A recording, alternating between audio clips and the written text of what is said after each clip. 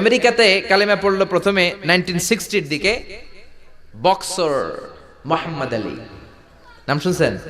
1960 সালে যখন সে কালিমা পড়ে মুসলমান হলো, পুরো আমেরিকা কেঁপে গেল। এরপর মুসলমান হলো নীল আর্মস্ট্রং এক বছর পর। 1969-এ চাঁদে গেল, চাঁদ ফাটা দেখা নসিব খুলে গেছে, পৃথিবী এসে 1970 সালে কালিমা পড়ে মুসলমান। আমেরিকায় আরেকটা ধাক্কা লাগলো, সুবহানাল্লাহ পড়ে। এরপরে মুসলমান হলো ডক্টর মরিস বুকাইলি, পুরো ইউরোপ কেঁপে গেল, কারণ উনি ফ্রান্সের সার্জন ছিল, পুরো ইউরোপটা কেঁপে গেল।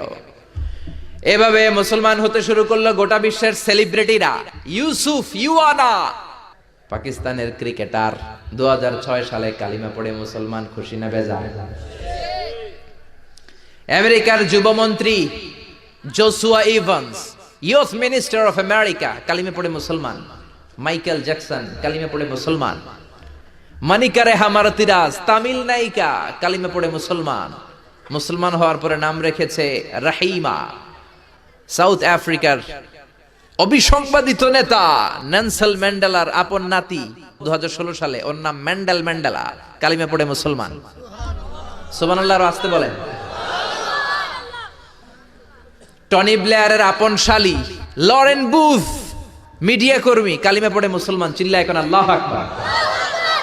এজন্য আল্লাহ বললেন ওয়ারাআইতান নাসা ইয়াদখুলুনা ফি দীনিল্লাহি আফওয়াজা।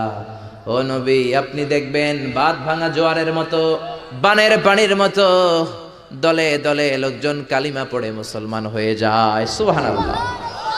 খুশি না বেজার? খুশির আওয়াজ কি ছোট হয় না বড়? খুশি না বেজার? আমেরিকাতে স্ট্রিট দাওয়া হয়, স্ট্রিট দাওয়া মানে রাস্তায় 2 ঘন্টা একজন খ্রিস্টানরে যদি কেউ কনভিন্স করতে পারে, ওইখানেই কালিমা পড়ে মুসলমান হয়ে যায়, এরকম নিদর্শন আছে। সুবহানাল্লাহ।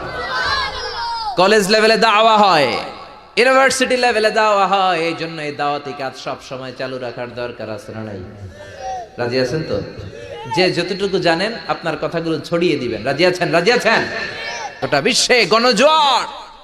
স্যার স্যামুয়েল হ্যালটিংটন একটা বই লিখেছে, দ্য ক্ল্যাশেস অফ সিভিলাইজেশন, সভ্যতার সংঘাত। সভ্যতার ঘুষাঘুষি আছে না নাই? এক সময় পৃথিবীতে ছিল গ্রিক সভ্যতা। গ্রিসের ওরা ছিল দাপট, এখন যেমনি আমেরিকানরা দাপট দেখায়। এরপরে গ্রিক সভ্যতা হয়ে গেছে ঠুস।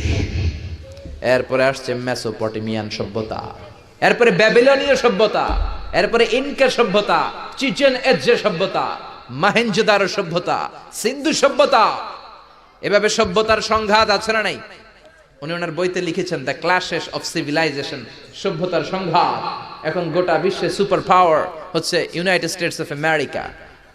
আবার ধারণা করা হচ্ছে আমেরিকার পরে চীন হবে সুপার পাওয়ার, ঠিক কিনা? উনি ওনার বইতে লিখলেন এতগুলো সভ্যতার ঘুষাঘুষির মধ্যে, মারামারির মধ্যে সবগুলা মোড়ে ভূত হয়ে যাওয়ার পরে যেই সভ্যতা দাঁড়াবে সেটার নাম হলো ইসলামের সভ্যতা। আল্লাহু আকবার। দ্য ক্ল্যাশেস অফ সিভিলাইজেশন, সভ্যতার সংঘাত। এই সভ্যতার সব সংঘাতের পরে যেই সভ্যতাটা দাঁড়িয়ে থাকবে সেটার নাম কি? ইসলাম। আরো জোরে বলেন কি? ইসলাম। এজন্য ইসলামের গণজোয়ার, বানের পানির মতো লোকজন কালিমা পড়ে ইসলামের ছায়াতলে চলে আসছে, এটাকে কেউ থামিয়ে রাখতে পারবে?